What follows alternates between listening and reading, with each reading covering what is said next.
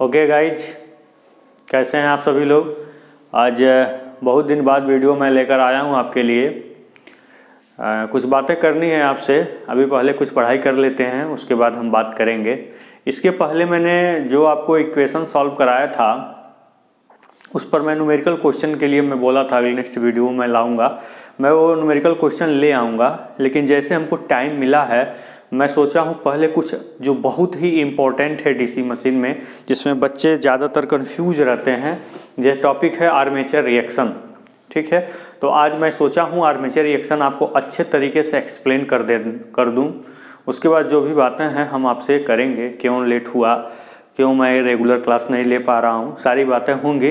पहले हम armature reaction जो टॉपिक है उसको हम क्लियर करते हैं। ठीक है, और ये बहुत ही इम्पॉर्टेंट है और इसमें बहुत ज़्यादा कन्फ्यूजन होता है। और देखिए हिंदी के बहुत सारे बुकों में इसके बारे में गलत भी लिखा हुआ है या मिसप्रिंट हुआ है। आज इसको जान लेंगे तो हमको नहीं लगता है कि कभी आपको फिर से पढ़ने की ज़रूरत पड़ेगी। आपको केवल फिगर देखना होगा, आपको हर चीज़ें क्लियर हो जाएंगी। आपको बुक उठाकर तो नहीं पढ़ना होगा, इस बात की मैं गारंटी देता हूँ। ठीक है, ये आर्मेचर रिएक्शन आपको बहुत अच्छे तरीके से आपके दिमाग में बैठ जाना है, यह निश्चित है। ठीक है, पहले हम आर्मेचर रिएक्शन टॉपिक को स्टार्ट करने से पहले कुछ इंपॉर्टेंट पॉइंट को समझ लेते हैं जो आर्मेचर रिएक्शन को एक्सप्लेन करने में बीच में आएंगे।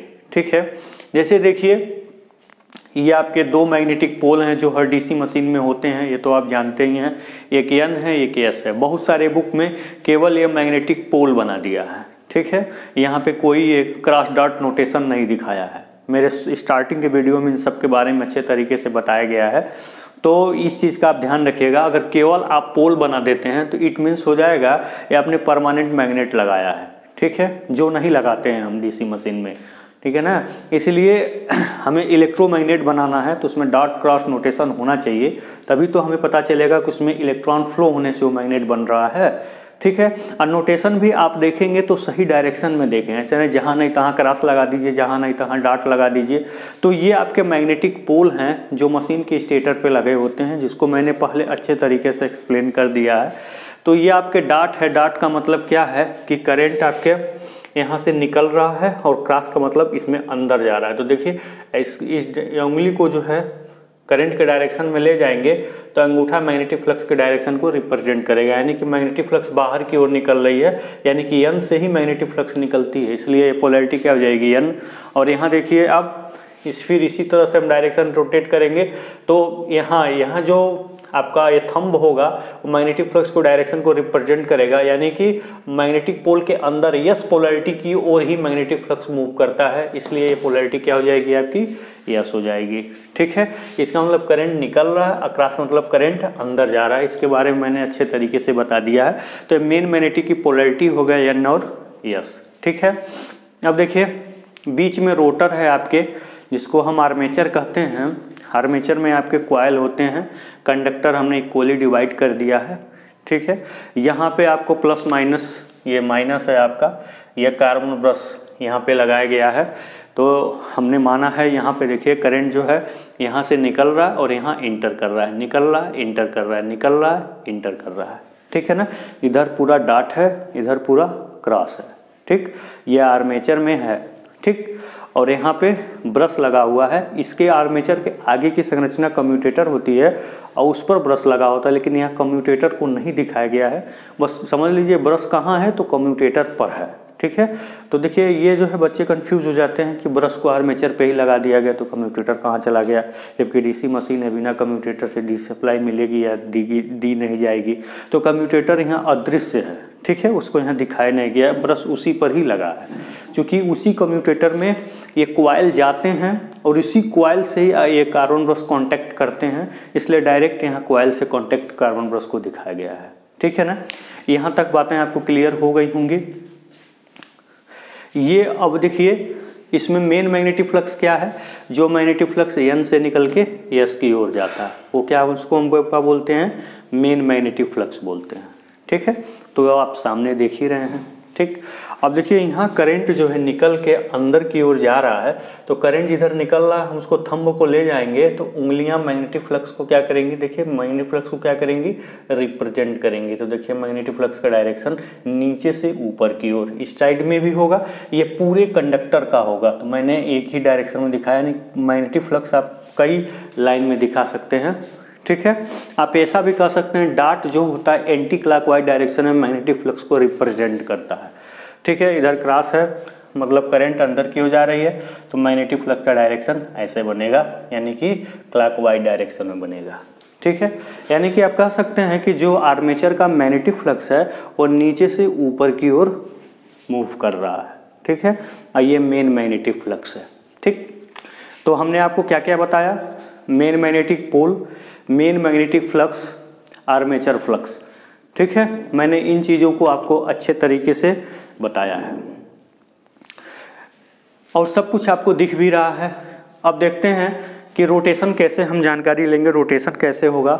तो आपको हमने बताया था कि जो जनरेटर होता है वो क्लॉकवाइज डायरेक्शन में रोटेट करता है, तो इधर जनरेटर का रोटेशन हो गया और इधर क्या हो गया, मोटर का रोटेशन हो गया, ठीक है। अब इस रोटेशन को राइट हैंड रूल और लेफ्ट हैंड रूल से भी डिटरमाइन कर सकते हैं। कैसे, मैं आपको बताता हूँ, देखिए।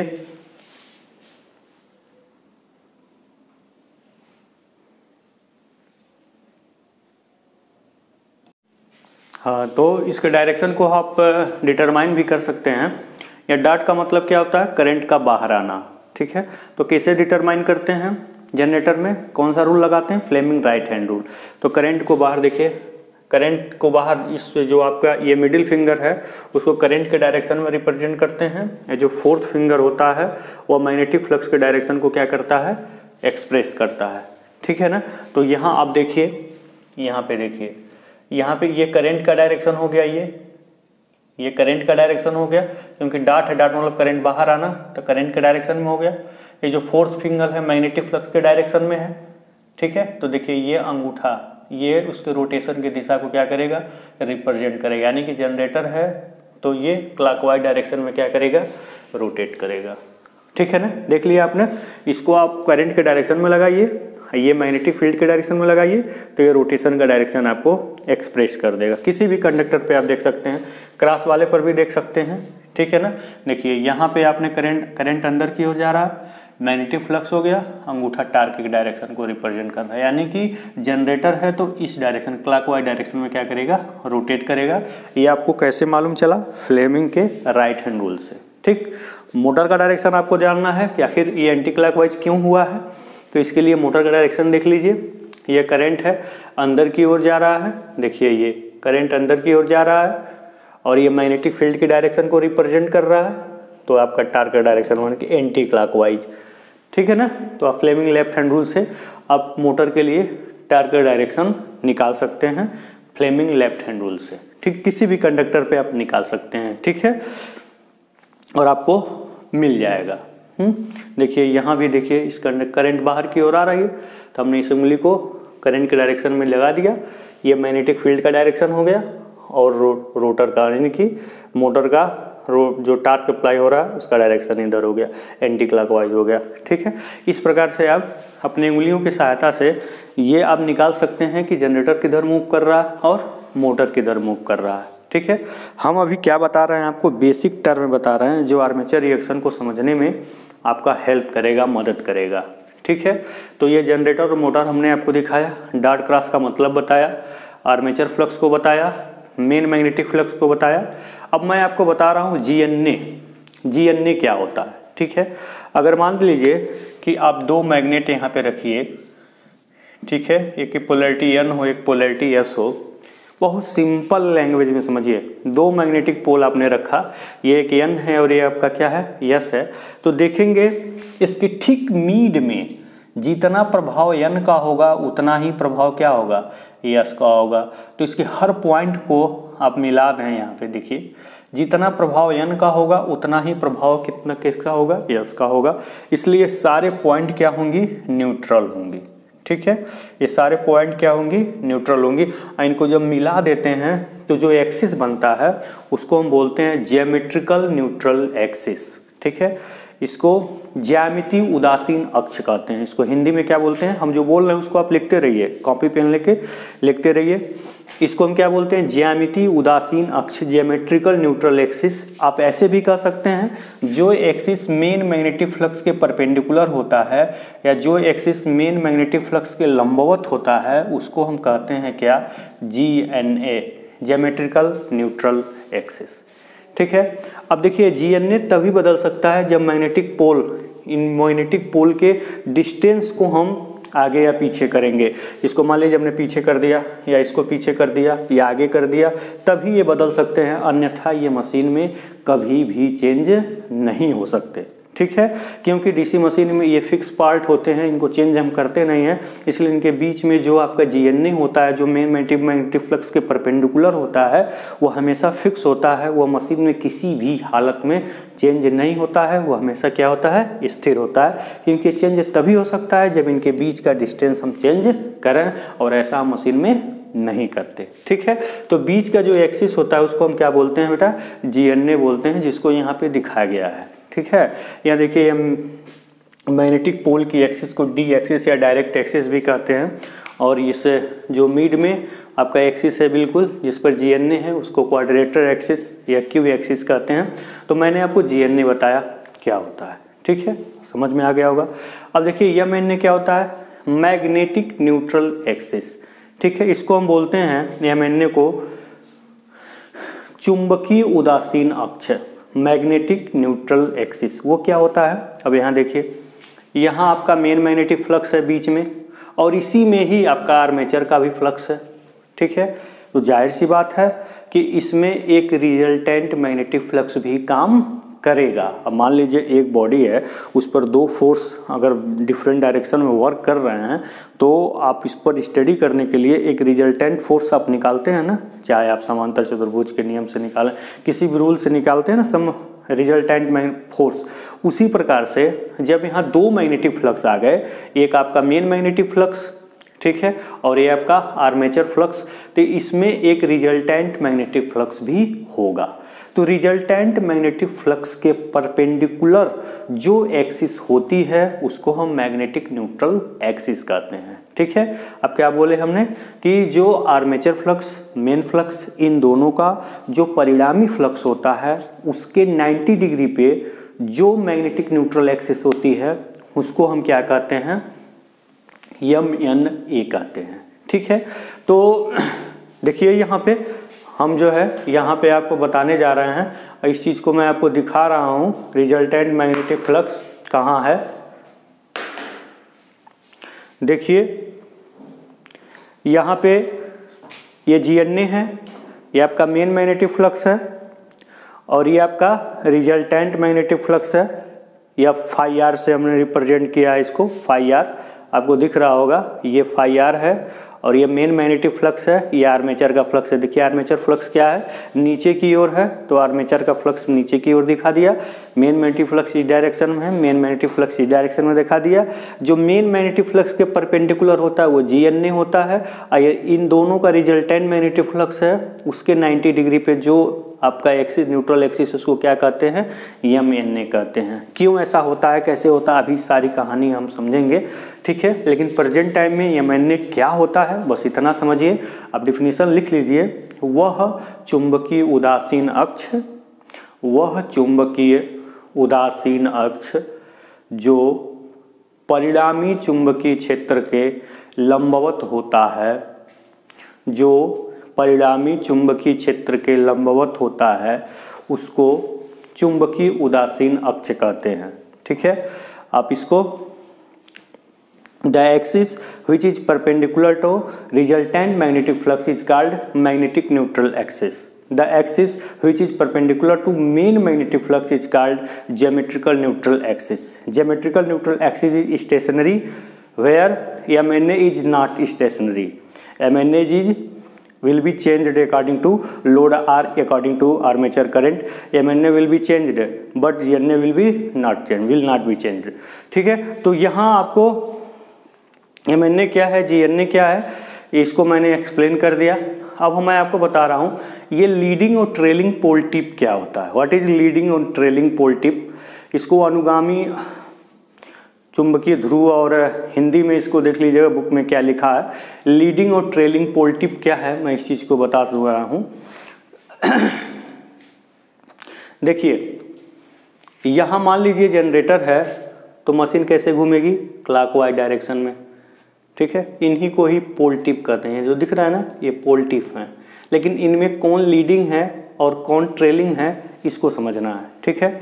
तो देखिए जो पोल टिप आर्मेचर कंडक्टर एक्सेप्ट करता है, जिस पोल टिप को आर्मेचर कंडक्टर एक्सेप्ट करता है उस पोल टिप को हम लीडिंग पोल टिप कहते हैं, ठीक है।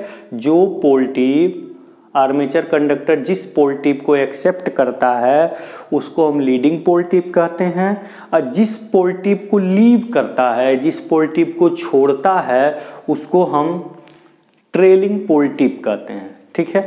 जनरेटर ऐसे घूम रहा है तो जनरेटर के लिए ये आपका लीडिंग पोल टिप हो जाएगा और ये ट्रेलिंग पोल टिप हो जाएगा फॉर जनरेटर, ठीक है ना।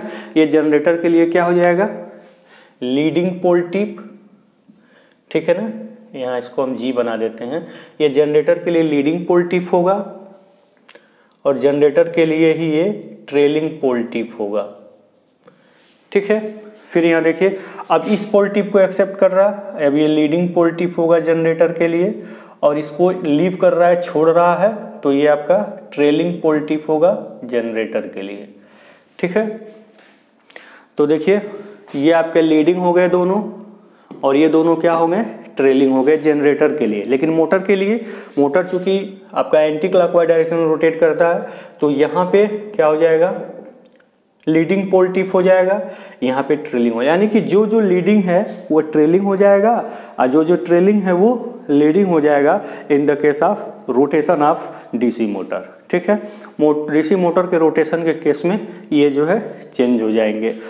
रियल में होते क्या है मैंने आपको बता दिया, लीडिंग पोल टिप और ट्रेलिंग पोल टिप, ठीक है। आर्मेचर फ्लक्स क्या होता है, मेन फ्लक्स क्या होता है, मैंने आपको बताया कि main flux N to S move करता है। आर्मेचर फ्लक्स अगर यहाँ डॉट है तो आपका एंटी क्लॉकवाइज डायरेक्शन में, अगर क्रॉस है तो क्लॉकवाइज डायरेक्शन में रोटेट करता है, ठीक है। अब इन दोनों का जो रिजल्टेंट फ्लक्स होता है उसको हम, इन दोनों का जो समझ लीजिए परिणामी जो इन दोनों का समतुल्य फ्लक्स होता है उसको हम रिजल्टेंट मैग्नेटिक फ्लक्स कहते हैं। उसका क्या नेचर होता है, वो कैसे होता है, मैं उसको एक्सप्लेन करूंगा आपको अच्छे तरीके से, ठीक है।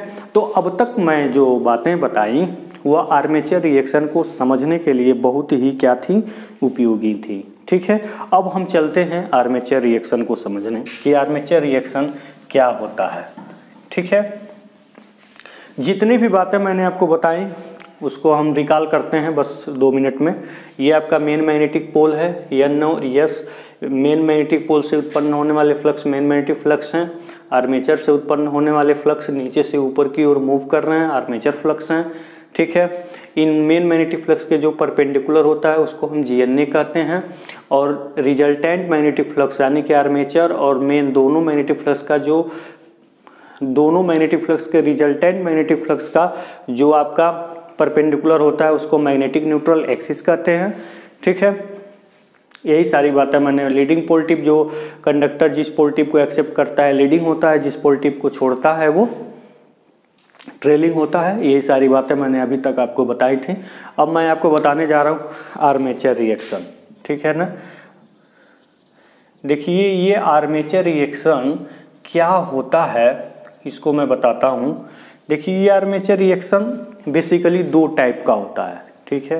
पहले होता क्या है पहले इसको हम देखते हैं, ठीक है। क्या लिखा हुआ है, आर्मेचर रिएक्शन, ठीक है। क्या, आर्मेचर का रिएक्शन, मतलब आर्मेचर का क्या रिएक्शन, आर्मेचर फ्लक्स का मेन फ्लक्स पे रिएक्शन, उसी को हम क्या बोलते हैं, आर्मेचर रिएक्शन, ठीक है। जैसे आपने पढ़ा था effect always oppose the cause, according to Lenz law आपने पढ़ा था कि हमेशा जो इफेक्ट होता है वो काज का अपोज करता है, चाहे वो टार्क का इफेक्ट हो, चाहे वो फ्लक्स का इफेक्ट हो, चाहे वो EMF का इफेक्ट हो, मतलब कि टार्क जिस कारण से आएगा उसी कारण का विरोध करेगा, फ्लक्स जिस कारण से आएगा उसी कारण का विरोध करेगा, ईएमएफ भी उस कारक का विरोध करेगा जिससे वो उत्पन्न होगा। तो आखिर आर्मेचर फ्लक्स क्यों ना करे? जब सब एक दूसरे का अपोज करते हैं जिससे उत्पन्न होते हैं, तो ये भी चूंकि मेन मैग्नेटिक फ्लक्स से ही ये आता है, ठीक है, मेन मैग्नेटिक फ्लक्स से ही कटने से ये आर्मेचर का फ्लक्स आता है, तो ये मेन मैग्नेटिक फ्लक्स का क्या कर देता है? विरोध कर देता है। अब हमने आपको बताया कि मशीन के अंदर दो प्रकार के मैग्नेटिक फ्लक्स वर्क करते हैं। एक होता है क्या आपका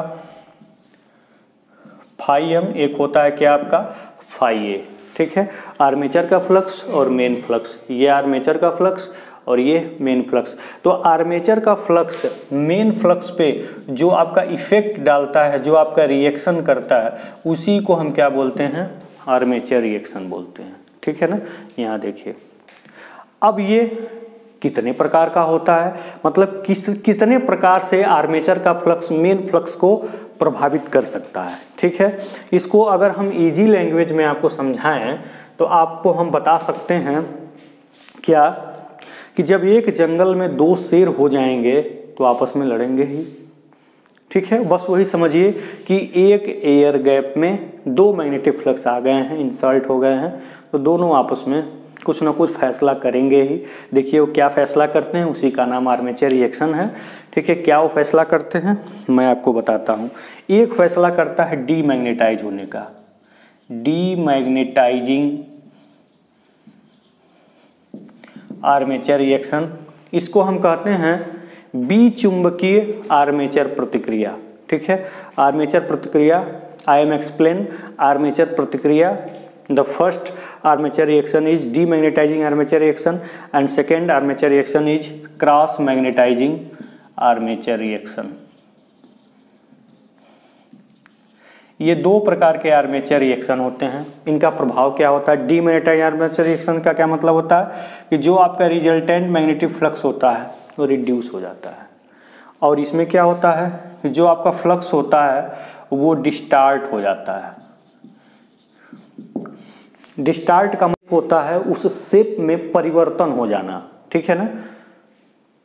मतलब जैसा शेप रहना चाहिए मैग्नेटिक फ्लक्स का, उसमें चेंजिंग आ जाता है, वो अपने फॉर्म को चेंज कर देता है due to cross magnetizing armature reaction. जैसे देखिए ये आपका मेन मैग्नेटिक फ्लक्स, देखिए मैग्नेटिक फ्लक्स डेंसिटी का, ये मेन मैग्नेटिक फ्लक्स डेंसिटी का ये जो है आपका वेव डायग्राम है, ये फ्लैट टॉप्ड होता है, ठीक है, फ्लैट टॉप्ड होता है ये मेन का, ठीक है, जो आप डायग्राम बनाते हैं N2S, ठीक है, फ्लैट टॉप्ड होता है।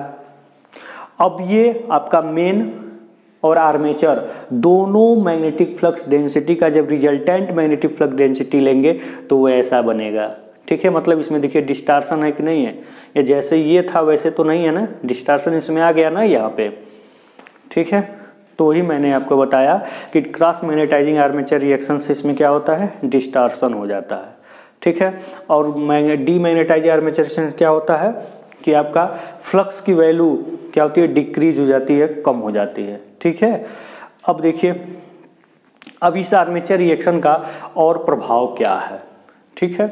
तो हम इसके प्रभाव को देखते हैं। पहले तो हम इन दोनों मैग्नेटाइजिंग आर्मेचर रिएक्शन को हम देखते हैं ये हो कहाँ रहे हैं, ठीक है। इसको पहले देखते हैं, उसके बाद तब हम आगे इसको एक्सप्लेन करते हैं, ठीक है। तो यहाँ देखिए, यहाँ पे आप देखिए हो क्या रहा है कि ये आपका आर्मेचर का फ्लक्स है ये, ठीक है। ये आपका देखिए यहाँ पे क्या है, ये आर्मेचर का फ्लक्स है और यही आपका क्या है? मेन फ्लक्स है। देखिए यहाँ पे तो दोनों एक साथ हो गए ना, यहाँ पे मतलब आर्मेचर का फ्लक्स और मेन फ्लक्स इस पोल टिप पर क्या हो रहा है? एक साथ मिल रहे हैं। मिलने का मतलब मजबूत हो रहे हैं, और मजबूत को हम अंग्रेजी में कहते हैं क्या? स्ट्रेंथेनिंग, ठीक है ना, स्ट्रेंथेनिंग। मतलब यहाँ पर इस पोल टिप पर आपके आर्मेचर के फ्लक्स और मेन फ्लक्स आपस में क्या हो रहे हैं? मिल रहे हैं, ठीक है। इस पोल टिप पर हम देखते हैं क्या होता है। इस पोल टिप पर ये आपका मेन मैग्नेटिक फ्लक्स है और ये आपका आर्मेचर मैग्नेटिक फ्लक्स है, यानी कि दोनों आपस में क्या है, विपरीत हैं, अपोजिट हैं। यानी कि यहाँ जो मैग्नेटिक फ्लक्स है वो एक दूसरे को डीमैग्नेटाइज कर रहा है। यहाँ पे देखिए इस पोल टिप पर क्या हो रहा है, दोनों फ्लक्स एक दूसरे को क्या कर रहे हैं, डीमैग्नेटाइज कर रहे हैं। एक का डायरेक्शन इधर, दूसरे का डायरेक्शन इधर, यानी कि दोनों आपस में एक दूसरे को क्या कर दे रहे हैं, निरस्त कर दे रहे हैं। तो यहाँ पे जनरेटर के लिए लीडिंग पोल टिप पर जो आपका आर्मेचर रिएक्शन क्या होता है, डीमैग्नेटाइज होता है। इसलिए यहाँ पे जो रिजल्टेंट मैग्नेटिक फ्लक्स होता है वो क्या होता है, वीकनिंग होता है, कमजोर होता है यहाँ पे। ठीक है। अब फिर हम यहाँ पे आते हैं ट्रेलिंग पोल टिप पर, देखते हैं क्या होता है जनरेटर के केस में। ठीक है, जनरेटर यहाँ पे हम देख रहे हैं क्या, देखिए यहाँ पे जो आर्मेचर का मैग्नेटिक फ्लक्स है वही आपका मेन मैग्नेटिक फ्लक्स है। इन आर्मेचर का फ्लक्स है और ये आपका मेन में, यहाँ भी दोनों फ्लक्स ऐड हो रहा है, यानी दोनों फ्लक्स ऐड होना मतलब यहाँ पे मजबूत हो रहा है, मैग्नेटाइजिंग हो रहा है इन दोनों का। तो इसको हम क्या बोलेंगे, स्ट्रेंथेनिंग इफेक्ट। क्या बोलते हैं, स्ट्रेंथ, यानी कि आप इसको कह सकते हैं कि यहाँ मैग्नेटिक फ्लक्स क्या हो रहा है, मजबूत हो रहा है, दोनों मैग्नेटिक फ्लक्स आपस में जुड़ रहे हैं। ठीक है, क्या हो रहे हैं, आप लिख सकते हैं इसको कि ये क्या हो रहा है, मजबूत हो रहे हैं। किस पर, ट्रेलिंग पोल टिप पर। ठीक है। लीडिंग पोल टिप पर क्या हो रहा है, दोनों मैग्नेटिक फ्लक्स एक दूसरे को डीमैग्नेटाइज कर रहे हैं। ठीक है, यहाँ पे डीमैग्नेटाइजिंग हो रहा है, यहाँ पे आपका क्या हो रहा है, दोनों मैग्नेटिक फ्लक्स आपस में ऐड हो रहा है, यानी कि यहाँ मैग्नेटाइजिंग हो रहा है, यहाँ पे डीमैग्नेटाइजिंग हो रहा है। ठीक है। फिर यहाँ पे आ जाइए, तो यहाँ पर भी आप क्या देख रहे हैं कि डीमैग्नेटाइज हो रहा है, आर्मेचर फ्लक्स का डायरेक्शन इधर है और मेन फ्लक्स का डायरेक्शन इधर है। देख सकते हैं आप अच्छे तरीके से। ठीक है, देख लीजिए यहाँ पे ये आपका आर्मेचर फ्लक्स है और ये आपका मेन फ्लक्स है इस पोल टिप पर, देखिए। ठीक है, तो यहाँ पे क्या हो रहा है आपका, इस पोल टिप पर क्या हो रहा है, डीमैग्नेटाइजिंग हो रहा है। यानी कि जनरेटर के केस में लीडिंग पोल टिप पर, जो भी लीडिंग पोल टिप है उस पोल टिप पर मैग्नेटिक फ्लक्स डीमैग्नेटाइज होता है। ठीक है। और ट्रेलिंग पोल टिप पर क्या होता है, मैग्नेटिक फ्लक्स मैग्नेटाइज होता है, मतलब जुड़ता है, स्ट्रेंथेनिंग होती है, मजबूत होता है फ्लक्स। और यहाँ पे क्या होता है, वीकनिंग होता है, कमजोर होता है। किस में, जनरेटर के केस में। लेकिन जब हम मोटर के केस की स्टडी करेंगे तो ठीक इसके विपरीत, ठीक विपरीत का मतलब मोटर के लिए ए लीडिंग हो जाएगा। ठीक है, लीडिंग पोल टिप हो जाएगा और लीडिंग पोल टिप पर क्या हो जाएगा, स्ट्रेंथेनिंग हो जाएगा। ठीक है, मोटर के लिए लीडिंग पोल टिप पर स्ट्रेंथेनिंग यानी मजबूत होते हैं फ्लक्स, और जनरेटर के लिए ट्रेलिंग पोल टिप पर क्या होते हैं, फ्लक्स क्या होते हैं, मजबूत होते हैं। तो इस बात का आप ध्यान रखिए, किताबों में सीधे सीधे लिख दिया है कि आर्मेचर रिएक्शन के प्रभाव से इस ट्रेलिंग पोल टिप पर फ्लक्स डेंसिटी, मैग्नेटिक फ्लक्स क्या होते हैं, मजबूत होते हैं, मैग्नेटाइजिंग होता है ट्रेलिंग पोल टिप पर, इसे लिख दिया। ऐसा नहीं लिखना चाहिए, अगर जनरेटर है तब यह बात लिखे। ठीक, जनरेटर में ट्रेलिंग पोल टिप पर फ्लक्स ऐड होते हैं और मोटर में लीडिंग पोल टिप पर फ्लक्स ऐड होते हैं। ठीक है, ऐसे लिखना चाहिए। लेकिन अब यह सोचने वाली बात है कि यहाँ फ्लक्स जुड़ रहा है और यहाँ फ्लक्स अपोज हो रहा है, तो हम क्यों मैग्नेटाइजिंग आर्मेचर रिएक्शन का नाम न दे करके डीमैग्नेटाइजिंग आर्मेचर रिएक्शन का नाम क्यों दे रहे हैं, इस भी सोचने वाली बात है। इस बात को मैं आपको एक्सप्लेन करना चाहूँगा कि जो मैग्नेटिक फ्लक्स जो डीमैग्नेटाइज होता है वह नंबर मतलब बहुत ज़्यादा होता है। जो मैग्नेटिक फ्लक्स जो है, मान लीजिए अगर यहाँ पे 100 वेबर फ्लक्स अगर जो है डीमैग्नेटाइज होते हैं तो ओनली 40 वेबर जो है मैग्नेटाइज होते हैं। इसीलिए रिजल्टेंट अगर देखा जाए तो फ्लक्स की संख्या क्या हो गई, कम हो गई, न्यूट्रलाइज होने की संख्या ज़्यादा हो गई, डीमैग्नेटाइज होने की संख्या ज़्यादा हो गई। इसीलिए हम इसको डीमैग्नेटाइजिंग आर्मेचर रिएक्शन कहते हैं। अब इसको डीमैग्नेटाइजिंग क्यों कहते हैं, ठीक, क्यों नहीं, ऐसा क्यों होता है, क्यों आखिर यहाँ पे ज़्यादा फ्लक्स जो है डीमैग्नेटाइज हो जा रहे हैं और यहाँ पे कम फ्लक्स जो है मैग्नेटाइज हो रहे हैं, इसका कारण क्या है, this is due to pole saturation. ये बताइए, जितना इसके पास क्षमता रहेगा उतना ही फ्लक्स से दे सकेगा ना, और उतना ही फ्लक्स यहाँ पे एक साथ जुड़ सकेंगे ना। ये अपनी क्षमता से ज़्यादा फ्लक्स देगा नहीं, तो कहाँ से हम ज़्यादा जोड़ कर ला दें, नहीं ला सकते हैं ना। लेकिन यहाँ आर्मेचर में जितना ही करंट फ्लो होगा उतना ही आर्मेचर का फ्लक्स होगा और उतना ही आर्मेचर फ्लक्स मेन फ्लक्स को डीमैग्नेटाइज करता जाएगा, तो इसकी संख्या तो बढ़ गई। लेकिन यहाँ पे पोल सैचुरेशन के कारण बेचारा कम ही फ्लक्स दे पा रहा है, इसलिए कम ही ऐड हो रहा है। यहाँ पे एड कम हो रहा है, डीमैग्नेटाइज ज़्यादा हो रहा है, इसलिए रिजल्टेंट जो होता है वो क्या होता है, मैग्नेटिक फ्लक्स रिड्यूस हो जाता है, जिसको हम डीमैग्नेटाइजिंग आर्मेचर रिएक्शन कहते हैं। ठीक है, अब देखिए इससे प्रभाव क्या पड़ता है। देखिए फ्लक्स तो रिड्यूस होता है बट फ्लक्स डेंसिटी बढ़ जाती है। फ्लक्स डेंसिटी क्यों बढ़ेगी नहीं, अब जो है ये बताइए, ये सब आपके मैग्नेटिक फ्लक्स है। जब मशीन घूम रहे हैं तो सारे फ्लक्स को एक जगह इकट्ठा कर रही, तो कहीं मैग्नेटिक फ्लक्स डेंसिटी क्या होगा बढ़ जाएगा। रिजल्टेंट मैग्नेटिक फ्लक्स डेंसिटी, देखिए मैग्नेटिक फ्लक्स डेंसिटी का ही ये रिजल्टेंट मैग्नेटिक फ्लक्स डेंसिटी का ही ये जो है आपके सामने वेवफॉर्म दिखाया गया है। तो आर्मेचर रिएक्शन से क्या होता है, फ्लक्स तो रिड्यूस होते हैं लेकिन फ्लक्स डेंसिटी क्या होती है, कहीं बढ़ जाती है, कहीं कम हो जाती है। तो रिजल्टेंट फ्लक्स डेंसिटी बढ़ जाती है, बढ़ जाने के कारण आयरन लॉस बढ़ जाते हैं। मशीन में आयरन लॉस क्या हो जाते हैं, बढ़ जाते हैं। तो आर्मेचर रिएक्शन के प्रभाव को अब हम बताएंगे, आर्मेचर रिएक्शन के क्या क्या प्रभाव होते हैं। तो फिर जो फ्लक्स डेंसिटी होती है वो क्या हो जाती है, बढ़ जाती है, जिसके कारण मशीन में ईडी करंट और हिस्टैरिसीस लॉस भी बढ़ जाते हैं। क्योंकि ईडी करंट और हिस्टैरिसीस लॉस को भी मैंने फर्स्ट वीडियो में एक्सप्लेन किया था। ये दोनों फ्रीक्वेंसी पे दोनों जो होते हैं मैग्नेटिक फ्लक्स मेन में जो है मैक्सिमम फ्लक्स डेंसिटी के क्या होते हैं, डिपेंड करते हैं इन पे। इसलिए जो है तो होता क्या है, दोनों हिस्टैरिसीस लॉस ईडी करंट यानी कि आयरन लॉस क्या हो जाते हैं, बढ़ जाते हैं। इस चीज़ को किताबों में नहीं दिया है लेकिन बहुत इंपॉर्टेंट है for the site of competition examination कि ये जो है फ्लक्स डेंसिटी बढ़ जाने से आयरन लॉस बढ़ जाता है। तो पहला प्रभाव। दूसरा इफेक्ट क्या आप देख रहे हैं, किसी पोल टिप पर वीकनिंग इफेक्ट होता है और किसी पोल टिप पर किसी पोल टिप पर स्ट्रेंथेनिंग इफेक्ट होता है। यानी कि कहीं किसी पोल टिप पर मैग्नेटिक फ्लक्स डीमैग्नेटाइज हो जाता है, किसी पोल टिप पर मैग्नेटिक फ्लक्स क्या होता है, मैग्नेटाइज हो जाता है। आपसे ऑब्जेक्टिव में पूछ सकता है कि जनरेटर में किस पोल टिप पर ये मैग्नेटाइजिंग आर्मेचर रिएक्शन होता है और किस पोल टिप पर डीमैग्नेटाइजिंग आर्मेचर रिएक्शन होता है। ठीक है, तो इस प्रकार का ऑब्जेक्टिव टाइप क्वेश्चन आपसे पूछ सकता है, आप इसको अच्छे तरीके से बना सकते हैं। मोटर के केस में कहाँ होता है, मोटर के केस में लीडिंग पोल टिप पर मैग्नेटाइज होता है और जनरेटर के केस में ट्रेलिंग पोल टिप पर मैग्नेटाइज होता है। आप इसको अच्छे तरीके से याद कर सकते हैं। ठीक है, तो दो प्रकार का इफेक्ट आपने देखा। ठीक है, अब तीसरा इफेक्ट क्या होता है इसका, आर्मेचर रिएक्शन का दो इफेक्ट तो मैंने बताया, तीसरा इफेक्ट क्या है। अब देखिए जो रिजल्टेंट मैग्नेटिक फ्लक्स होता है वो डिस्टार्ट हो जाता है। डिस्टार्शन कहाँ से हो रहा है, देखिए डीमैग्नेटाइजिंग के बाद क्या है आपका क्रॉस मैग्नेटाइजिंग। क्रॉस मैग्नेटाइजिंग कहाँ आप देख रहे हैं, देखिए यहाँ से हो क्या रहा है, देखिए यहाँ से हो क्या रहा है, आपका आर्मेचर का फ्लक्स नीचे से ऊपर जा रहा है। ठीक है, और मेन फ्लक्स ऐसे जा रहा है N to S।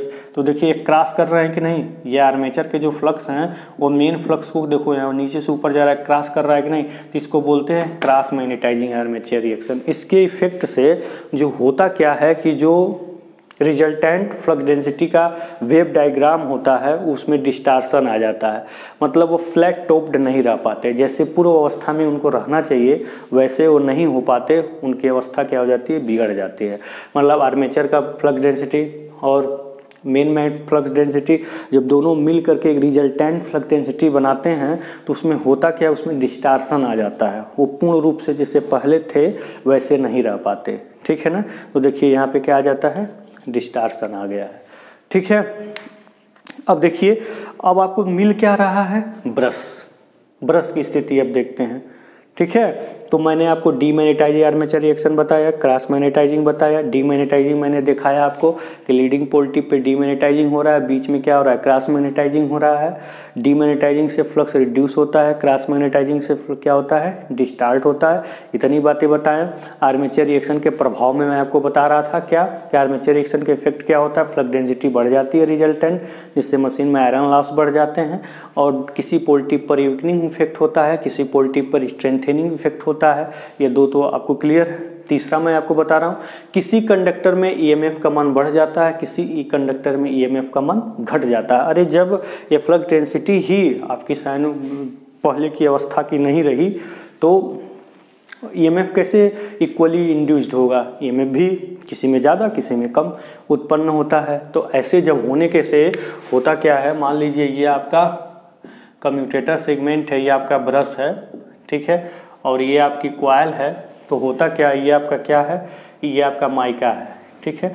जब किसी में आपकी करंट की मात्रा बढ़ जाएगी, किसी कॉइल में करंट की मात्रा घट जाएगी, तो होगा क्या इफेक्ट होगा कि इसमें जो है स्पार्किंग हो जाएगी, ठीक है।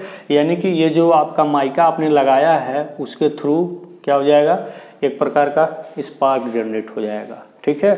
कम्यूटेटर सेगमेंट में स्पार्किंग जनरेट हो जाएगी due to unequal induction of EMF, ठीक है। अनइक्वल ईएमएफ के इंडक्शन के कारण क्या हो जाएगा, आपके कम्यूटेटर सेगमेंट में एक प्रकार की स्पार्किंग उत्पन्न हो जाएगी। अभी मैं सारी चीज़ें लिख रहा हूँ, आप इसका वो मत करिएगा, मैंने सारी बातें लिख करके आपको दिखा देंगे, ठीक है। फिर आप उसका स्क्रीनशॉट ले लीजिएगा, ठीक।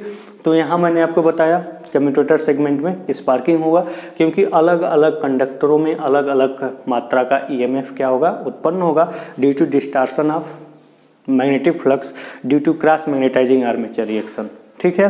तो इतनी बातें आपको क्लियर हो गई। और देखिए अन्य और प्रभाव क्या पड़ता है, कम्यूटेशन तो पुअर था ही, ठीक है, due to reversal of current commutation तो पुअर होता ही है, ये आर्मेचर रिएक्शन उसको और पुअर बना देता है, ठीक है। मतलब पहले से ही स्पार्किंग तो होनी है due to reversal of current, लेकिन जब आर्मेचर रिएक्शन होता है तो क्या होता है, वो कम्यूटेशन और पुअर हो जाता है। यह बात कैसे, मैं इन दोनों चीज़ों को एक्सप्लेन करता हूँ, आखिर पहले क्यों ऐसा हो रहा है और आर्मेचर रिएक्शन के कारण ये बढ़ कैसे जा रहा है, ठीक है। इसको मैं दिखा रहा हूँ। देखिए यहाँ पे आपका जो कंडक्टर होता है वो न्यूट्रल कंडक्टर होता है। क्यों, क्योंकि इस पर जितना प्रभाव एन का है उतना ही प्रभाव एस का है, यानी कि एन और एस का मैग्नेटिक फ्लक्स का इफेक्ट न्यूट्रल होता है, इसलिए कंडक्टर क्या होता है, न्यूट्रल होता है। आप कह सकते हैं जो भी कंडक्टर ब्रश के द्वारा शॉर्ट होता है, अब शॉर्ट सर्किटिंग क्या है, अरे भाई किसी कंडक्टर के दोनों सिरों को आपस में सटा दें तो शॉर्ट सर्किटिंग नहीं बोलेंगे, फेज न्यूट्रल को आपस में सटा दिया, शॉर्ट सर्किटिंग नहीं हो गया। तो जब बीच में बल्ब लगा के सटाएंगे तो क्या कहेंगे, बल्ब के थ्रू शॉर्ट कर दिया। तो यहाँ ब्रश के थ्रू दोनों तारों को आपस में जोड़ दिया, ठीक है, तो बोलेंगे कंडक्टर शॉर्ट हो गया। तो जो भी कंडक्टर यहाँ ब्रश के थ्रू शॉर्ट होता है उसमें ईएमएफ का मान 0 होना चाहिए, ठीक है। लेकिन रियल में ऐसा नहीं होता। क्यों, क्योंकि देखिए यहाँ पे आपका करंट, मतलब इस साइड में करंट मान लीजिए क्या है, प्लस आई है, इस साइड में करंट क्या होगा, माइनस आई हो जाएगा, ठीक है। करंट का रिवर्सल होगा ना, अब बीच में करंट क्या होगी, 0 होगी। तो जब कंडक्टर में करंट का रिवर्सल होता है, करंट में चेंजिंग होती है, डायरेक्शन चेंज होता है, इसमें एक इंडक्टेंस उत्पन्न हो जाता है और इंडक्टेंस के कारण क्या होता है, इसमें एक प्रकार का वोल्टेज उत्पन्न हो जाता है जिसको हम रिएक्टेंस वोल्टेज कहते हैं, जिसका फार्मूला या पढ़े होंगे, E बराबर क्या होता है, LdI/dt, ठीक है ना। ये आपका रिएक्टेंस वोल्टेज क्या हो जाता है, उत्पन्न हो जाता है, यानी कि इसमें सर्कुलेटिंग करंट फ्लो होने लगती है और सर्कुलेटिंग करंट फ्लो होने के कारण इस पर क्या होने लगता है, स्पार्किंग होने लगता है। यह आर्मेचर रिएक्शन के पहले की घटना है, ठीक है ना। और इसमें क्या है, due to reactance voltage armature reaction होना है, ठीक है, due to reversal of current. Current के रिवर्सल के कारण इसमें क्या होता है, इंडक्टेंस जनरेट होता है और उसी के कारण इसमें वोल्टेज उत्पन्न होता है। और वोल्टेज के कारण, अत्यधिक वोल्टेज के कारण क्या होता है, इसके आसपास का एयर आयनित हो जाता है और इसी में करंट फ्लो होने लगता है। स्पार्किंग तो होनी ही होनी है, ठीक है। अब आर्मेचर रिएक्शन से क्यों बढ़ जाता है उसको मैं आपको दिखाना चाहूँगा। यहाँ पे देखिए, तो आप देख क्या रहे हैं कि यहाँ पे मैग्नेटिक फ्लक्स लगभग नगण्य होगा, यहाँ पे ज़्यादा होगा, फिर यहाँ पे लगभग क्या होगा, नगण्य होगा, यहाँ पे ज़्यादा होगा, यानी कि इनका रिजल्टेंट मैग्नेटिक फ्लक्स बना है तो क्या होगा, ऐसे होगा, ऐसे, ठीक है, जिसको मैं यहाँ पे दिखाया हूँ, रिजल्टेंट मैग्नेटिक, केवल रिजल्टेंट मैग्नेटिक फ्लक्स को दिखाया हूँ। यानी कि दोनों को मिलाने पर जो मैग्नेटिक फ्लक्स होगा वो ऐसे होगा, इस पोल टिप पर डेंसिटी बढ़ जाएगी, इस पोल टिप पर डेंसिटी बढ़ जाएगी, अब बाकी दोनों पर डेंसिटी क्या हो जाएगी, बहुत मिनिमम हो जाएगी, जिसको नहीं दिखाया गया है, ठीक है। तो इस प्रकार से मेन मैग्नेटिक फ्लक्स और फिर आर्मेचर फ्लक्स, इन दोनों का रिजल्टेंट फ्लक्स फाई आर है, इसी के परपेंडिकुलर में क्या है, एमएनए है, ठीक है। यानी कि आप देख क्या रहे हैं कि जो एमएनए पहले GNA पर ओवरलैप करता था। इसका मतलब क्या है, क्यों ओवरलैप करता था? अब देखिए, जब आर्मेचर रिएक्शन नहीं था, जब आर्मेचर का फ्लक्स नहीं था, तो केवल एक ही फ्लक्स था ना, मेन फ्लक्स। ठीक है, केवल एक ही फ्लक्स था। तो जब रिजल्टेंट फ्लक्स ही नहीं रहेगा तो फिर उसके परपेंडिकुलर का कहने का कोई मतलब नहीं। जब एक ही फ्लक्स होगा तो वही रिजल्टेंट होगा और उसी पर ही MNA होगा, यानी कि तब MNA और GNA क्या होगा, आपस में एक दूसरे के ऊपर ओवरलैप करेगा जब तक आर्मेचर रिएक्शन नहीं होगा।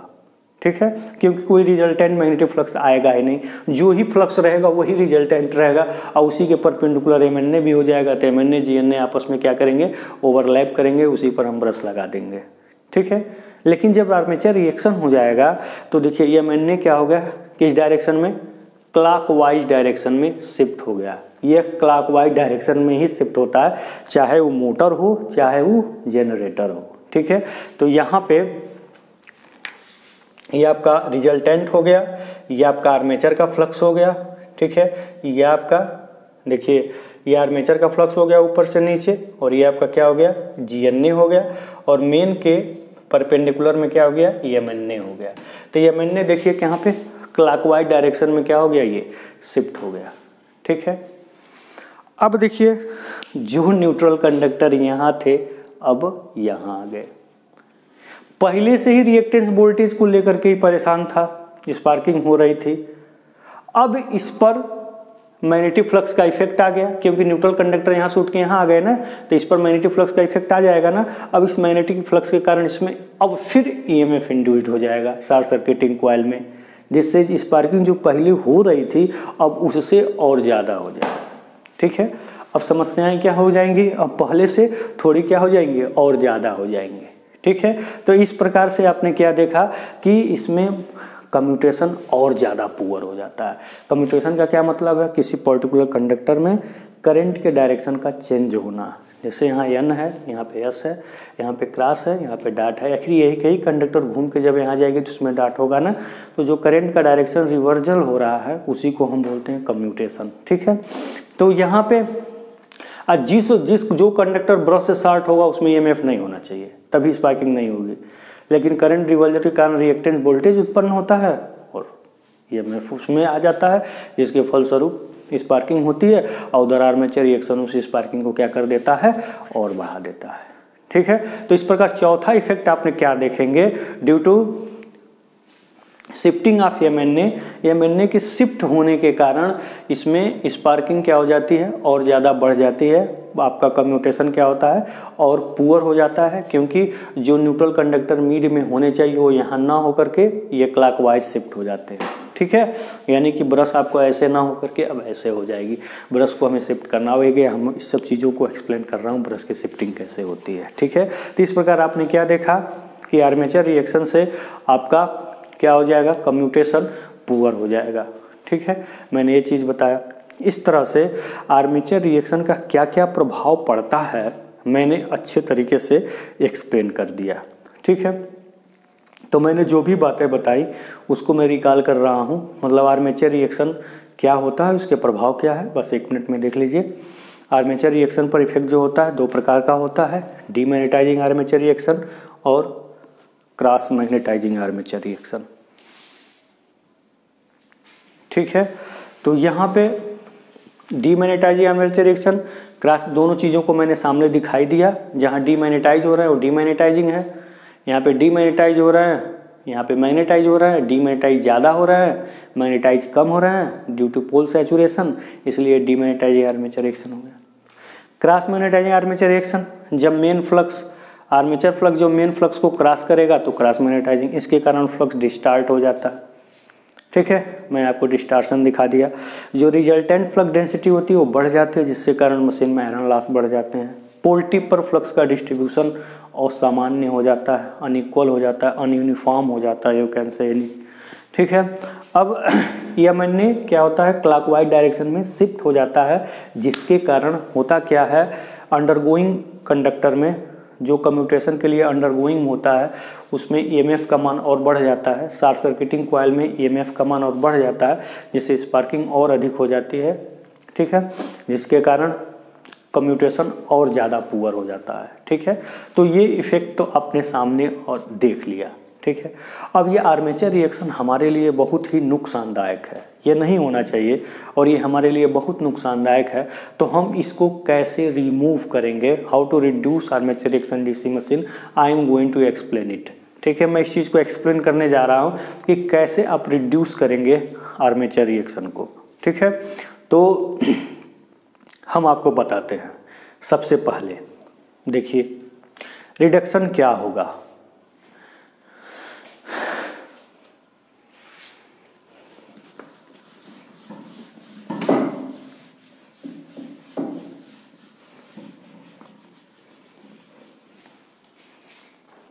ठीक है, यहाँ मैं आपको बता रहा हूँ क्या, how to reduce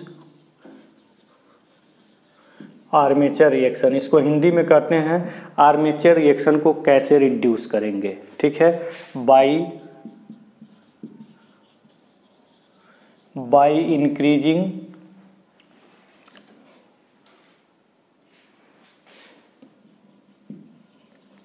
field coil. इसको हिंदी में कहेंगे फील्ड कॉइल को इंक्रीज करके। देखिए ये क्या है, फील्ड कॉइल यही है ना। ये बताइए डीमैग्नेटाइजिंग आर्मेचर रिएक्शन से क्या हो रहा है, आपका फ्लक्स रिड्यूस हो रहा है। फ्लक्स रिड्यूस हो रहा है तो जब हम एक्स्ट्रा एम्पियर टर्न इस पर चढ़ा देंगे हम, ठीक है, कि इस पर एक्स्ट्रा एम्पियर टर्न इस पर हम लगा देंगे तो क्या होगा, जो रिड्यूस हो रहा था फ्लक्स वो क्या हो जाएगा, बढ़ जाएगा। ठीक है, तो एक हद तक हम क्या करेंगे, इसमें नंबर ऑफ टर्न्स बढ़ा दें तो आपका क्या हो जाएगा, आर्मेचर रिएक्शन रिड्यूस होगा। इसको हिंदी में कैसे लिखेंगे, मेन मैग्नेटिक पोल पे एम्पियर टर्न्स की संख्या को बढ़ाकर। ठीक है, हम आर्मेचर रिएक्शन को क्या कर सकते हैं, कुछ हद तक क्या कर सकते हैं, रिड्यूस कर सकते हैं। ठीक है, क्योंकि जो घटा है फ्लक्स वो क्या हो जाएगा, बढ़ जाएगा। ठीक है, इससे होगा क्या, कास्ट बढ़ जाएगी, मतलब एक कहानी और भी हो गई। ठीक है, इससे कास्ट बढ़ गई। ठीक है, दूसरा तरीका क्या है, देखिए reducing reluctance at pole edge, या कह सकते हैं एट पोल टिप। ठीक है, देखिए यहाँ पे इसको और फ्लैट कर देंगे जब, तो एयर बढ़ जाएगा, एयर गैप बढ़ेगा यहाँ पे, तो होगा क्या, रिलक्टेंस बढ़ जाएगा। ठीक है, रिलक्टेंस क्या होता है, जो काम विद्युत परिपथ में प्रतिरोध करता है वह काम मैग्नेटिक परिपथ में रिलक्टेंस करता है, यानी कि रिलक्टेंस फ्लक्स को अपोज करता है, फ्लक्स स्थापन का अपोज करता है। ठीक है, तो जब एयर गैप दुश्मन है उसका, जब एयर ज़्यादा होगा तो फ्लक्स फैलेगी तो रिड्यूस हो जाएगी, खत्म हो जाएगी, क्योंकि अधिक एयर में रिलक्टेंस ज़्यादा हो जाता है। ठीक है, तो आर्मेचर का फ्लक्स क्या हो जाएगा, इससे रिड्यूस हो जाएगा कुछ हद तक। ठीक है, तो इस प्रकार इसको हम क्या कर सकते हैं, फ्लैट कर सकते हैं। फ्लैट करके हम आर्मेचर रिएक्शन क्या है, आर्मेचर के फ्लक्स को हम रिड्यूस कर सकते हैं। हमारा मुख्य उद्देश्य क्या है, आर्मेचर फ्लक्स को रिड्यूस करना। ठीक है, तो पहला हमने क्या बताया, by increasing field coil, reducing reluctance at pole edge पर हमने रिलक्टेंस को यहाँ पे एयर गैप बढ़ाएंगे, रिलक्टेंस बढ़ जाएगा। रिड्यूसिंग नहीं हम ले लेंगे, इंक्रीजिंग। ठीक है,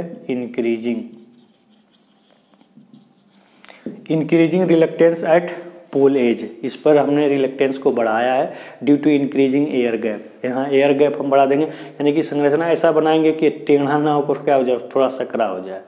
ठीक है, इससे लीकेज फ्लक्स बढ़ जाते हैं, बहुत ज़्यादा फायदा नहीं है इन सब चीज़ों से। देखिए तीसरा है बाय ब्रश शिफ्टिंग।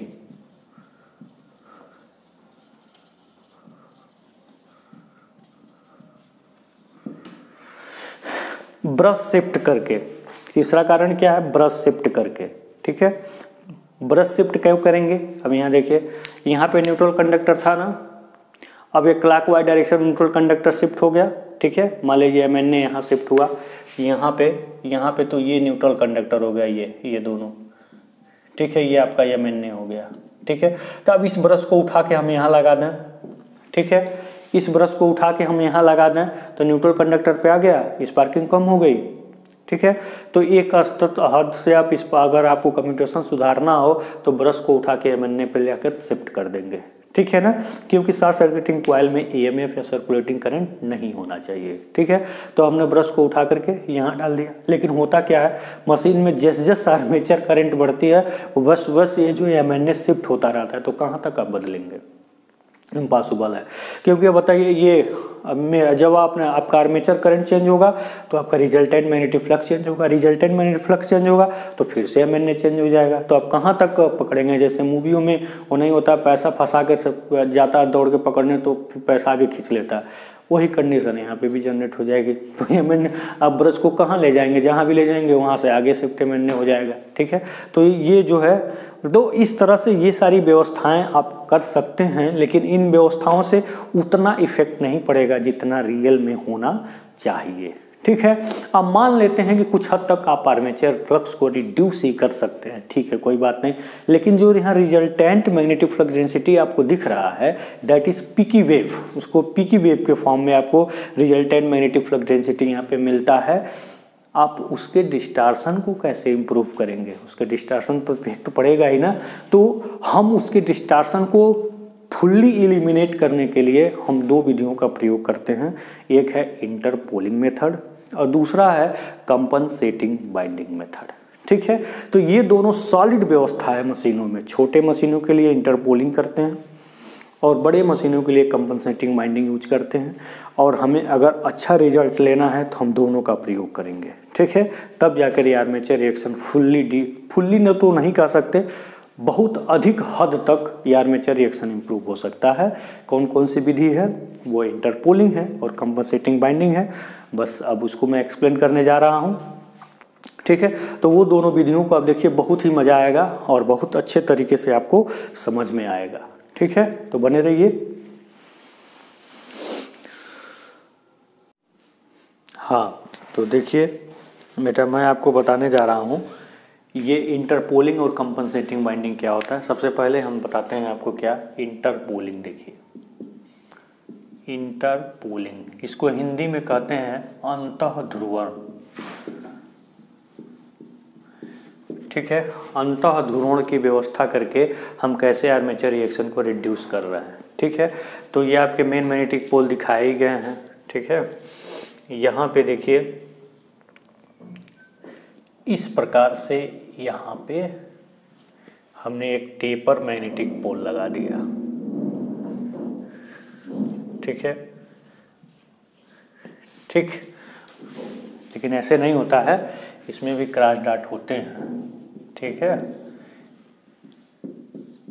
अब इसके कंडक्टर कहाँ लिंक होते हैं, इसके कंडक्टर जो है आपके आर्मेचर से ही लिंक होते हैं, आर्मेचर के सीरीज में ही ये लिंक होते हैं। ठीक है, इसके कंडक्टर कहाँ लिंक होते हैं, आर्मेचर के। ठीक है, ये चेंज हो जाएगा। देखिए यहाँ पे ये क्रॉस है, देखिए यहाँ पे करंट ऐसे निकल रहा है और ऐसे करंट निकल रहा है, तो ये अंगूठा में फ्लक्स जो है क्या हो रहा है, ऊपर की ओर जा रहा है। ठीक है, ये आपका क्रॉस ही रहेगा, ये वो क्या हो जाएगा, डॉट हो जाएगा। ठीक है, करंट निकल रहा है, फ्लक्स ऊपर की ओर जा रहा है। ठीक है, डॉट से करंट हमेशा क्या होता है, निकलता है, तो डॉट से करंट निकाला, फ्लक्स ऊपर की एन से एस की ओर जा रहा है। तो देखिए ये क्या करता है ना, ये देखो ये अब ये जो मैग्नेटिक पोल हमने लगाया ये फ्लक्स नीचे से ऊपर भेज रहा है, आर्मेचर का फ्लक्स ऊपर से नीचे आ रहा है, तो ये जो मैग्नेटिक पोल का फ्लक्स होगा वो आर्मेचर के फ्लक्स को क्या करेगा, यहीं पे डीमैग्नेटाइज कर देगा, ख़त्म कर देगा। यही तो सारा प्रॉब्लम क्रिएट कर रहा था। ठीक है, लेकिन ये केवल इंटरपोल रीजन में ही ये कार्य करता है, इधर नहीं, मतलब क्यू एक्सिस पे, क्वाड्रेचर एक्सिस पे ये काम करता है। ठीक है, ये डी एक्सिस पे काम नहीं करता है। ठीक है, इसको टेपर क्यों बनाते हैं, क्योंकि जिस कंडक्टर में कम्यूटेशन पुअर हो रहा है उसमें जो रिएक्टेंस वोल्टेज जनरेट हो रहा है उसको यह न्यूट्रलाइज कर सके। ठीक है, तो उसमें फ्लक्स कटे हैं, उसमें आपका रिएक्टेंस वोल्टेज उत्पन्न हो रहा है, इसके फ्लक्स से उसमें उसके एंटी क्लॉकवाइज डायरेक्शन में क्या होगा, ये रिएक्टेंस वोल्टेज उत्पन्न हो जाएगा। तो जो अंडरगोइंग कम्यूटेशन के लिए जो अंडरगोइंग कंडक्टर हैं, ठीक है, उसमें जो रिएक्टेंस वोल्टेज उत्पन्न हुआ है उसको ये क्या करेगा, न्यूट्रलाइज कर देगा। ठीक है, इसलिए इसको टेपर बनाया जाता है यहाँ पे, कि वो अन्य कंडक्टर को नहीं, लेकिन जो कम्यूटेशन के लिए कंडक्टर जा रहे हैं उसमें रिएक्टेंस वोल्टेज क्या हो सके, रिड्यूस हो सके। ठीक है, अब फिर इधर इसको चौड़ा क्यों बनाया गया है, इसके पीछे भी रीजन है। इसको आर्मेचर के सीरीज में क्यों जोड़ा गया है, इसके भी पीछे रीजन है। आर्मेचर के सीरीज में जोड़ने का कारण इसलिए है कि जैसे ही आर्मेचर करंट बढ़ेगा, आर्मेचर फ्लक्स बढ़ेगा, वैसे ही इसमें भी मैग्नेटिक फ्लक्स बढ़ेगा, तभी ना फुल्ली आर्मेचर फ्लक्स को रिड्यूस कर पाएगा। नहीं तो पता चला कि इसमें फ्लक्स लिमिटेड है और इसका फ्लक्स बढ़ गया तो कहाँ रिड्यूस कर पाएगा। इसीलिए इसके कंडक्टर को आर्मेचर के सीरीज में जोड़ते हैं ताकि जैसे इसमें करंट बढ़े वैसी तरह से इसमें भी बढ़े। ठीक है, ताकि ये पूर्ण रूप से आर्मेचर के फ्लक्स को क्या कर सके, रिड्यूस कर सके। अब क्यों ऊपर चौड़ा बनाते हैं, चौड़ा बनाने का कारण क्या है, अगर ये पतला रहेगा तो करंट का मान भले ही इसमें बढ़ जाए लेकिन सैचुरेट हो जाएगा, जितना दम रहेगा उतना ही काम कर पाएगा ना। तो भाई जब पतला रहेगा तो भले ही आर्मेचर खूब ज़्यादा करंट दे दे लेकिन एक लिमिटेड फ्लक्स देगा, सैचुरेट हो जाएगा। इसलिए हम इसको थोड़ा बढ़ा देते हैं ताकि ये आवश्यकता अनुसार फ्लक्स दे सके, ताकि आर्मेचर का फ्लक्स क्या हो सके, रिड्यूस हो गए। तो इस व्यवस्था को हम इंटरपोलिंग कहते हैं। ये जो है इंटरपोल रीजन में मैग्नेटाइजिंग मतलब आपका आर्मेचर रिएक्शन को भी रिड्यूस करता है। अब बेस इसका जो है मुख्य काम क्या है कि जो कंडक्टर कम्यूटेशन के लिए जा रहे हैं उसमें उत्पन्न होने वाला रिएक्टेंस वोल्टेज को ये रिड्यूस कर सके। ठीक है, इस प्रोसेस को बोलते हैं ईएमएफ कम्यूटेशन, क्योंकि इसमें कंडक्टर में जो ईएमएफ उत्पन्न हुआ है उसके अपोजिट डायरेक्शन में ईएमएफ उत्पन्न करके उस रिएक्टेंस वोल्टेज को रिड्यूस किया जाता है, इसलिए इसको हम ईएमएफ कम्यूटेशन बोलते हैं। ठीक है ना, तो ये है आपका क्या, इंटरपोलिंग। अब इसका पोलैरिटी आप कैसे निर्धारित करेंगे इंटरपोलिंग का, ये मैं आपको बता दूं, बहुत ही इंपॉर्टेंट है। देखिए इसका कैसे जो है पोलैरिटी निर्धारित करेंगे। जनरेटर में ये इस डायरेक्शन में जनरेटर घूमता है क्लॉकवाइज डायरेक्शन में, मोटर ऐसे घूमता है। ठीक है ना, तो देखिए जनरेटर में जब जनरेटर की डायरेक्शन में जब आप रोटेट करेंगे, चलेंगे, तो जो पोलैरिटी आपको मिलेगी सेम वही पोलैरिटी आपकी इंटरपोल की होती है। अगर जनरेटर के डायरेक्शन में हम चल रहे हैं तो जो पोलैरिटी हमको मिलेगी वही पोलैरिटी इंटरपोल की होती है। देखिए तो यहाँ पे यस है ना, ये यस भी ऐसे आए, यहाँ पे एन आया ना तो यहाँ पे एन। ठीक है, मोटर के लिए जब एंटी क्लॉकवाइज चलेंगे तो होगा क्या, एंटी क्लॉकवाइज में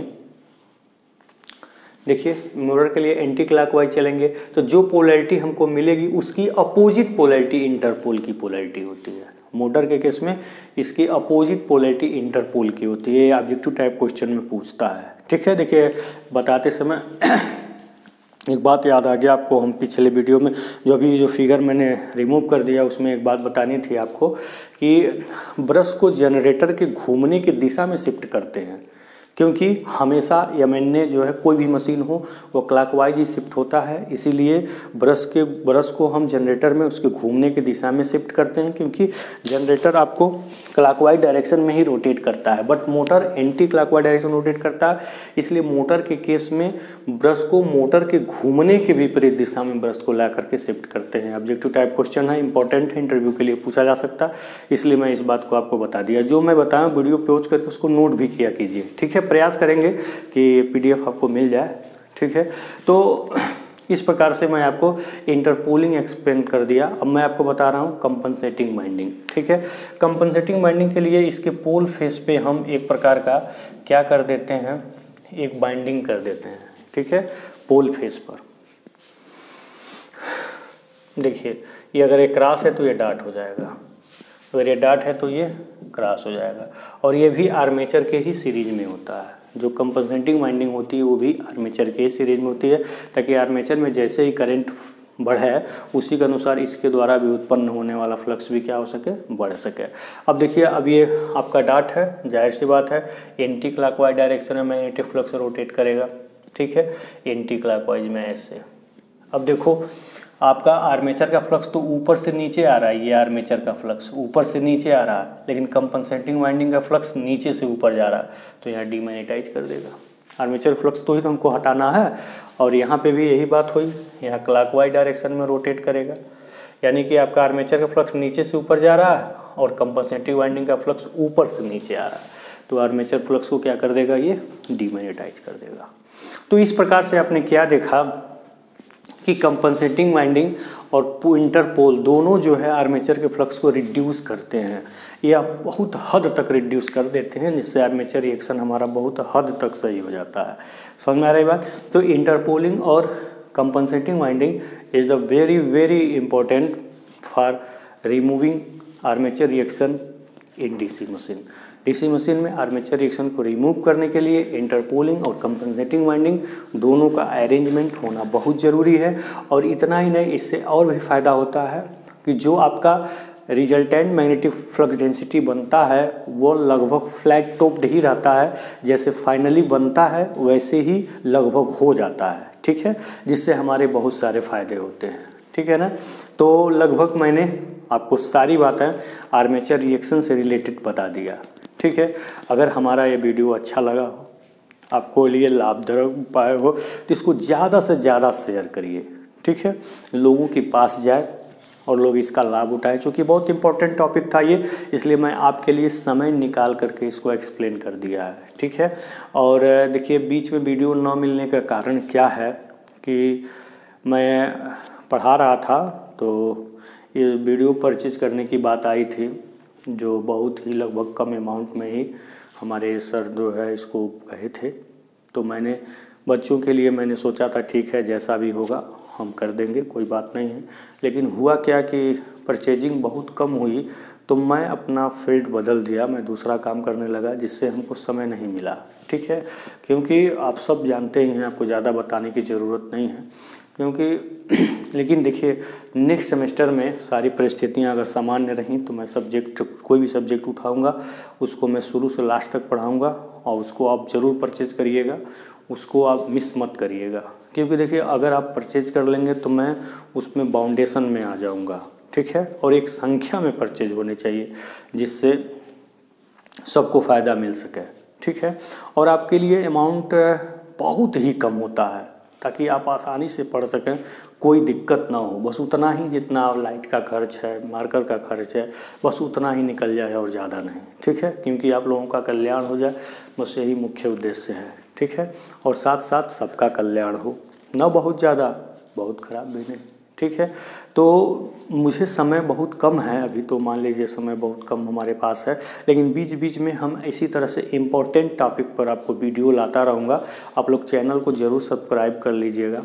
चैनल सब्सक्राइब आप किए रहेंगे तो आपको जो भी वीडियो मैं अपलोड करूँगा इम्पोर्टेंट टॉपिक पे, वो आपको मिलता रहेगा। ठीक है, इसी के साथ अब हम चलते हैं। हमने जो भी बातें आपको बताई हैं उसको मैं एक बार रिकॉल कर देता हूँ, आप हमारी बातों को बस ध्यान से सुनिए और समझिए। ठीक है, देखिए डीसी मशीन में दो प्रकार का मैग्नेटिक फ्लक्स होता है, आर्मेचर फ्लक्स और मेन मैग्नेटिक फ्लक्स। दोनों के प्रभाव से दोनों का एक रिजल्टेंट मैग्नेटिक फील्ड बनता है। ठीक है, वो क्या होता है? वो पिकी वेव होता है। आर्मेचर रिएक्शन दो प्रकार का होता है, डीमैग्नेटाइजिंग और cross magnetizing. Demagnetizing armature reaction से फ्लक्स का मान कम हो जाता है, और क्रॉस मैग्नेटाइजिंग आर्मेचर रिएक्शन से फ्लक्स में डिस्टॉर्शन हो जाता है, जिसके कारण कंडक्टर में किसी कंडक्टर में ईएमएफ का मान बढ़ जाता है, किसी में कम हो जाता है। अनइक्वल वोल्टेज के इंड्यूस्ड होने के कारण कम्यूटेटर सेगमेंट में स्पार्किंग होने की संभावना बढ़ जाती है। और फिर क्या होता है, जो अंडरगोइंग कम्यूटेशन के लिए जो कंडक्टर हैं उसमें स्पार्किंग क्या होती है, बहुत तेज़ी से बढ़ जाती है। ईएमएफ क्लॉकवाइज डायरेक्शन में शिफ्ट हो जाता है, जिसके कारण ब्रश को जनरेटर में घूमने की दिशा में और मोटर में उसके विपरीत दिशा में शिफ्ट करना पड़ता है, जो संभव नहीं होता है, संभव कार्य नहीं है, क्योंकि करंट के बढ़ने या घटने से वो आपका रिजल्टेंट मैग्नेटिक फील्ड भी आपका बढ़ेगा घटेगा। ठीक है, तो ये सारे प्रभाव हैं, और इसको रिड्यूस करने के लिए मैंने 4 विधियाँ बताई हैं। आप पोल टिप पर एयर गैप बढ़ाकर रिलक्टेंस बढ़ा दीजिए, नंबर ऑफ टर्न्स बढ़ा दीजिए, या इंटरपोलिंग कर दीजिए, या कंपनसेटिंग वाइंडिंग कर दीजिए। दोनों करना ज़्यादा बेनिफिशियल होता है। ज़्यादा से ज़्यादा जो है इसमें दोनों आप यूज करते हैं तो ज़्यादा से ज़्यादा क्या होता है कि आर्मेचर रिएक्शन कुछ बहुत ज़्यादा हद तक क्या होता है, रिमूव हो जाता है। ठीक है ना? तो देखिए इसमें क्या होता है, इंटरपोलिंग में नंबर ऑफ टर्न्स बढ़ा देते हैं थोड़ा।